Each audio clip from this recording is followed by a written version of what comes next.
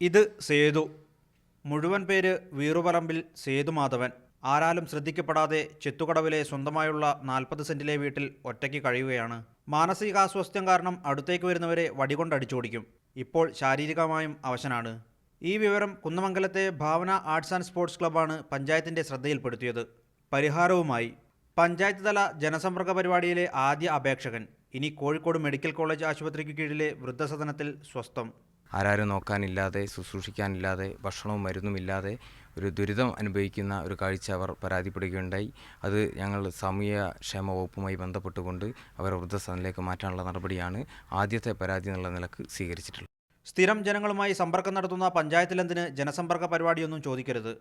മാതൃക രാഹുൽ ഗാന്ധി തന്നെ. സംസ്ഥാനത്തെ പ്രായം കുറഞ്ഞ പഞ്ചായത്ത് പ്രസിഡന്റാണ് ധനീഷ് ലാൽ. വാർദ്ധക്യകാല പെൻഷൻ മുതൽ സമാശ്വാസ പദ്ധതികളുടെ വരെ ഗുണഭോക്താക്കളെ കണ്ടെത്തി ഒറ്റ ദിവസം കൊണ്ട് തീർപ്പാക്കി നൽകണം. ഇനിയും ഇവർ തൻ്റെ ഓഫീസ് കയറിയിറങ്ങുന്നത് കാണരുതെന്ന മോഹമാണ് മനസ്സിനുള്ളിൽ. മീഡിയ 1 കോഴിക്കോട്.